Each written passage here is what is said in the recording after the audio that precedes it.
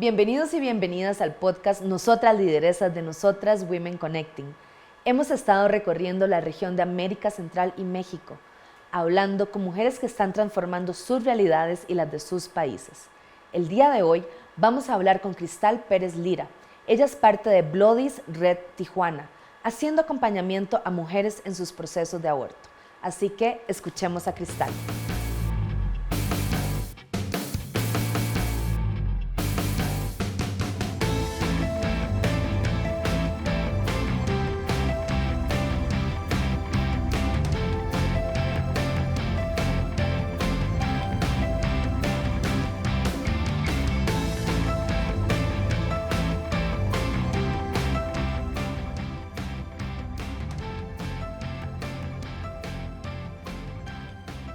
Nosotras Lideresas, el podcast de Nosotras Women Connecting. Cristal, bienvenida. Muchísimas gracias por estar en el podcast Nosotras Lideresas. Quisiéramos escuchar un poco de tu trabajo que haces desde Tijuana. Así que, por favor, me encantaría que te presentaras y nos hablaras un poco de la organización en la que trabajas. Bien, pues también gracias por la invitación. Pues yo soy Cristal, soy de Tijuana. Nosotras tenemos una organización que se llama Bloodies Red Tijuana y básicamente lo que hacemos es acompañar casos de aborto a las mujeres que nos contactan por nuestras diferentes redes sociales. Eso puede ser desde Instagram, Facebook, Gmail, TikTok, Twitter, WordPress, y también entregamos información impresa, esto con la intención de que las mujeres, sin tener que contactarnos, puedan hacer su proceso con toda esa información. En esos folletos, y también viene en las redes sociales la misma información, ya viene cómo comprar el medicamento, cómo pedirlo, cuánto cuesta aproximadamente, cómo utilizarlo y qué se puede esperar del proceso. Algunas frases de apoyo, de refuerzo y nuestros contactos si llegan a tener alguna duda. Y pues también facilitamos medicamento, hacemos intervenciones públicas como marchas, manifestaciones, colaboramos con otras colectivas feministas de la ciudad, también hacemos incidencia política, no es nuestro fuerte, pero sí, cuando es necesario lo hacemos. Y también pues ya vamos a tener 7 años, justo lo que estábamos comentando hace unos momentos, cuando nosotras iniciamos estábamos en un contexto donde se hablaba de la ilegalidad y de la clandestinidad. Sin embargo, nosotras siempre nos mostramos públicas de frente, nunca nos consideramos clandestinas ni ilegales y teníamos nuestro propio piso político del por qué. Sin embargo, luego vino la despenalización formal, tanto a nivel nacional por parte de la Corte y luego por parte de nuestro Estado, del Congreso del Estado, que lo despenalizó hasta las 12 semanas. Para nosotras sigue siendo una negociación del acceso al aborto y, como también te comentaba hace unos momentos, la despenalización no justamente significa que ya se solucionó un problema que el Estado debería de estar acotando de manera pues prácticamente como una emergencia, es una deuda que el Estado tiene con las mujeres. Entonces, por lo tanto, seguimos haciendo el trabajo del Estado desde antes de la despenalización formal y ya con la despenalización hasta las 12 semanas, que es nuestro contexto actual. ¿Por qué es importante acompañar a las mujeres en procesos de aborto? Justo por este contexto histórico de violencia contra las mujeres, contra nuestros cuerpos, sobre una hipersexualización desde las niñas, las adolescentes y todas las mujeres, también desde las mujeres que son obligadas a tener sexo sin consentimiento bajo distintas situaciones, bajo violencia de pareja o bajo cualquier contexto de presión de trabajo, llegan a tener embarazos no deseados. Para empezar desde ese lugar, pero también no solo hablamos de los derechos reproductivos, sino se dicen derechos sexuales y reproductivos, porque como toda persona humana también tenemos derecho a nuestra sexualidad, a vivir nuestra sexualidad. Y el tener el poder y la capacidad de decidir sobre algo que nos impacta en nuestro cuerpo, en nuestra vida y en nuestra psique, es algo que las mujeres también deberíamos de tener derecho de tener ese consentimiento cuando vivimos nuestra sexualidad, y si el resultado de esa sexualidad es un embarazo no deseado, tendríamos que tener la capacidad del poder y el Estado de darnos las opciones a elegir cómo cómo queremos vivir ese proceso y obviamente ese proceso las mujeres sabemos que lo queremos vivir de manera digna. Y ya ahí hablamos también de los protocolos que tiene el Estado o los protocolos que tiene una clínica, que por ejemplo de las clínicas podemos decir que pues tienen un cobro, el cual no todas tienen acceso, bueno, así es un fin de temas, pero justo por eso estamos las redes de aborto, que Bloodies no somos las únicas ni en Tijuana, ni en el estado, ni en México, ni en América Latina, o sea, somos un mundo de mujeres detrás de esto y justo nosotras que desde nuestras cuerpos vamos entendiendo todo esto porque como yo aborté y muchas de nosotras lo vamos entendiendo desde la experiencia propia y directa. Sabemos lo importante que es que la información esté disponible, que el medicamento esté disponible, que no tengamos estigma, que no tengamos miedo, que no tengamos miedo de volver a embarazarnos si tenemos relaciones sexuales y de que si queremos volver a abortar, podemos volver a abortar.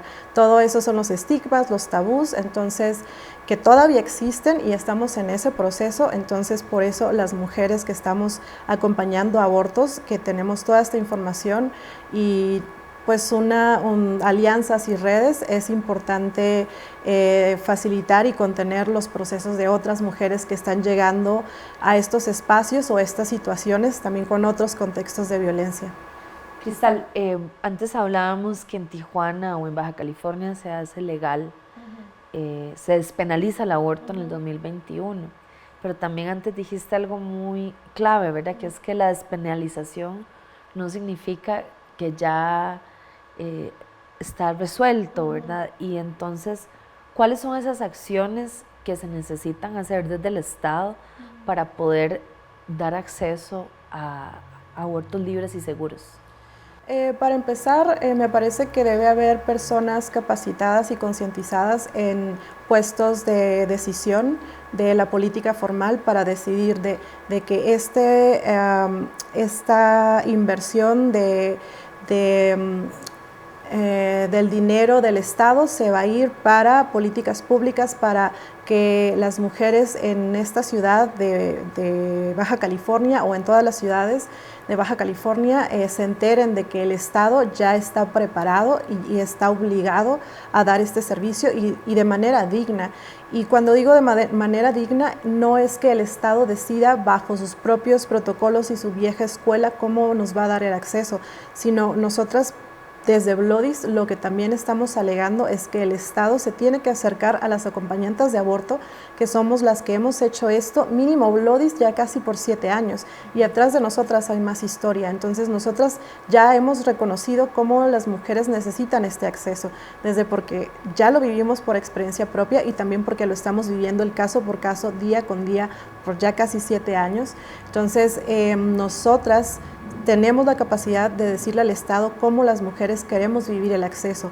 Entonces, pues eso, que estén las personas en los sitios de toma de decisiones de la política formal para decidir todas las fortalezas, tanto económicas como de personal, que se vayan a todos estos programas y de ahí pues fortalecer infraestructura, en difusión, en capacitación del personal y pues en concientización, porque también es un proceso tanto social como también de profesionales de la salud. Eso cuando incluye al Estado, pero también las acompañantes de aborto también estamos poniendo sobre la mesa que eso no quiere decir que se va a fiscalizar por parte del Estado. Esto es que el Estado diga solamente en una clínica o en un hospital y solamente por profesionales de la salud, porque esto ya está demasiado comprobado que no solo en esos espacios o no solo así se puede vivir un proceso de aborto de manera segura.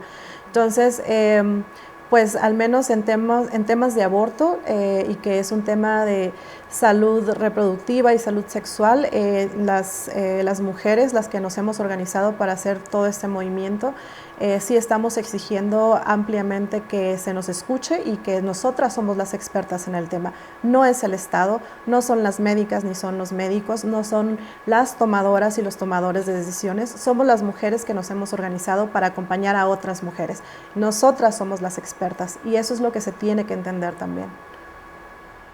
¿Cuál es la situación, a pesar de que hoy está despenalizado el aborto, de muchas mujeres que llegan a los hospitales a pedir un aborto? Lo que sucede, bueno, no estamos afuera de los hospitales viendo cada caso, pero sí nos llegan casos de mujeres que llegaron a los hospitales públicos y no las atendieron o las atendieron mal o se sintieron incómodas o incluso nos dicen, sí pensé en llamar al número del hospital, pero me dio mucha duda y preferí llamarlas a ustedes. Entonces, es cuando nos enteramos de estas malas prácticas.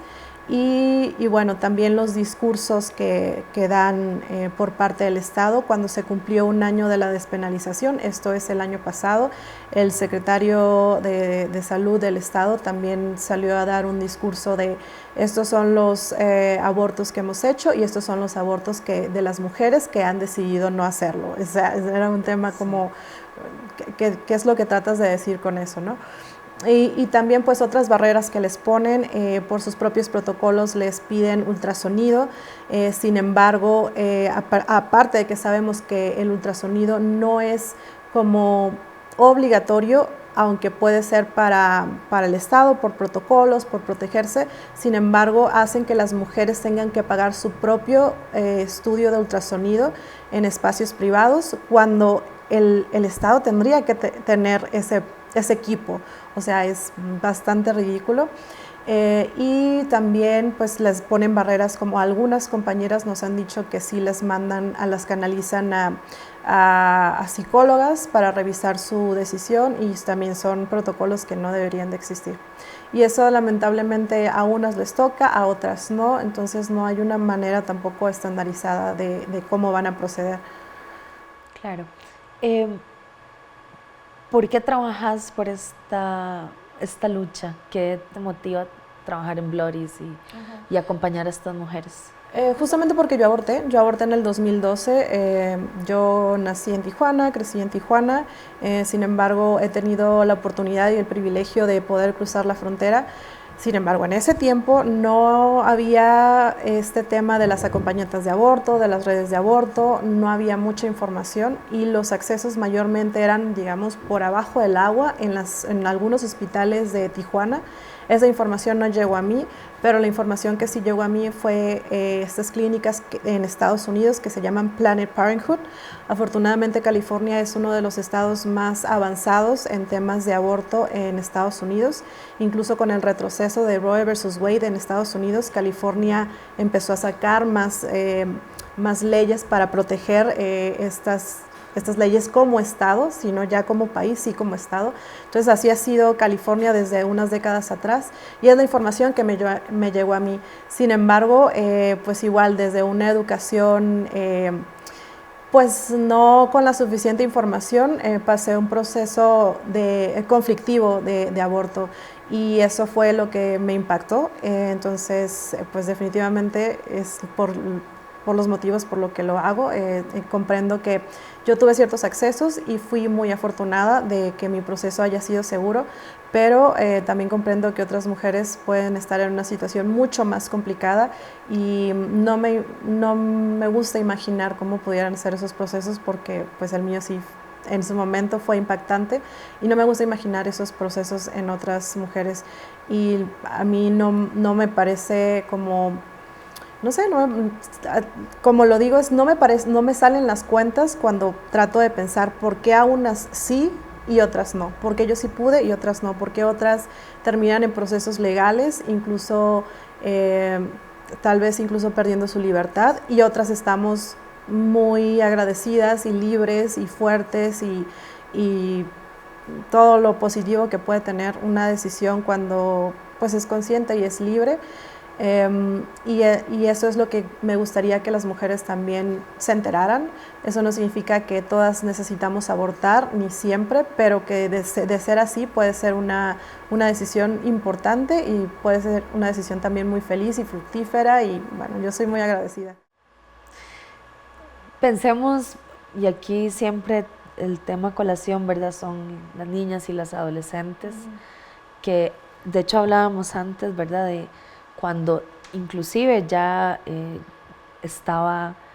podían acceder al aborto, no se les daba la oportunidad, y ahora, ¿cuál es esa oportunidad? ¿Y qué puede pasar en la vida de esas niñas y esas adolescentes que quedan, que o son violadas, o en el caso de embarazos en la adolescencia y que definitivamente no quieren acceder a la maternidad por obvias razones. ¿Cuál es el impacto en negarle el aborto a estas poblaciones? Pues es un tema definitivamente muy importante a tocar. Justo nosotros hacemos actividades que les llamamos brigadas Bloodies.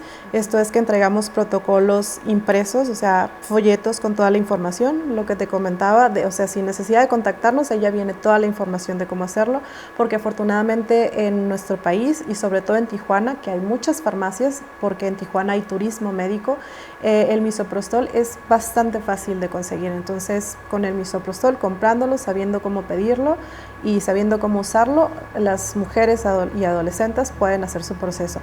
Por lo tanto, estas brigadas nos toca hacerlas tanto en centros comerciales, en conciertos, cuando fue la vacuna del COVID, cuando iban las mujeres entre 18 y 40 años, fuimos a entregarlos. Entonces también vamos afuera de secundarias, afuera de preparatorias.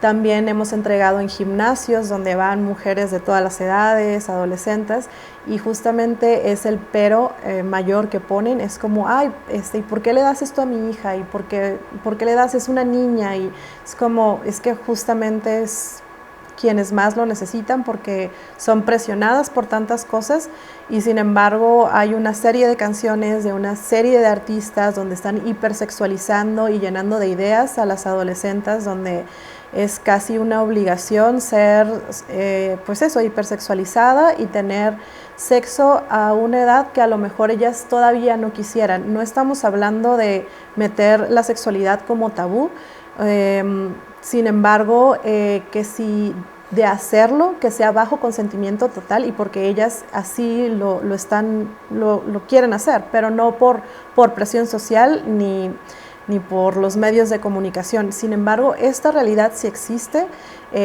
por las películas, por las series que pudieran ver en internet o por la misma música. La influencia es muy extrema y quienes más pueden ser vulnerables a esta influencia son las adolescentes.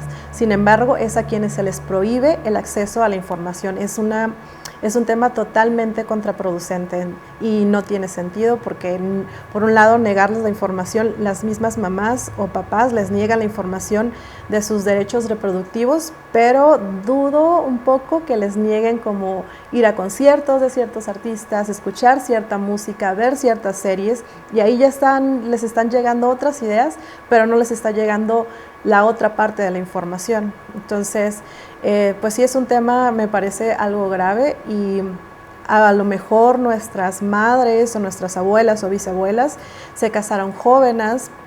Hay prácticas en otros países donde obligan a las niñas a casarse, pero afortunadamente en México ya no tendría que ser el contexto. Las mujeres tendríamos que tener muchas más oportunidades de explorar nuestras vidas y nuestros cuerpos, decidiendo la responsabilidad que queremos tener, pero con todas las herramientas. Y si una de ellas es abortar, pues vamos a abortar.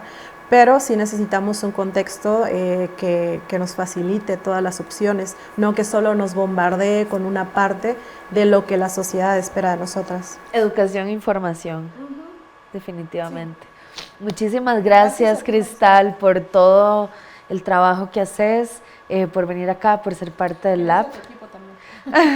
Sí, muchísimas gracias, y bueno, ojalá que esa lucha en Tijuana siga y que puedan más mujeres acceder a abortos seguros y dignos y proporcionados por el Estado. Sí. Ella es Cristal Pérez Lira, desde Tijuana. Estamos acá en la Ciudad de México y este es el podcast del Lab Lideresas, y nos vemos en el próximo. Bye. Este podcast fue grabado en el 77, Espacio Cultural Autogestivo Ciudad de México. Este podcast llega a usted gracias al Fondo Canadá para Iniciativas Locales de la Misión Permanente de Canadá ante la Organización de Estados Americanos, OEA, Cántico Producciones y Caramba Films. Esta es una producción de Fábrica de Historias. Nosotras Lideresas, el podcast de Nosotras Women Connecting.